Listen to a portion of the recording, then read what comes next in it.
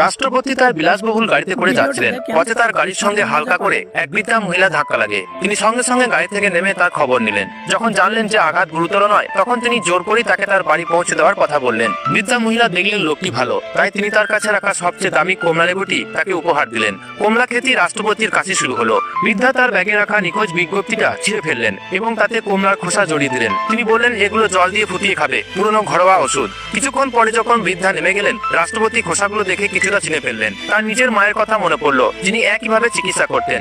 তখনই তিনি পাশে পড়ে থাকা নিখোঁজ বিজ্ঞপ্তিটা দেখলেন, যেখানে একটা জেড লকেট রাখা ছিল।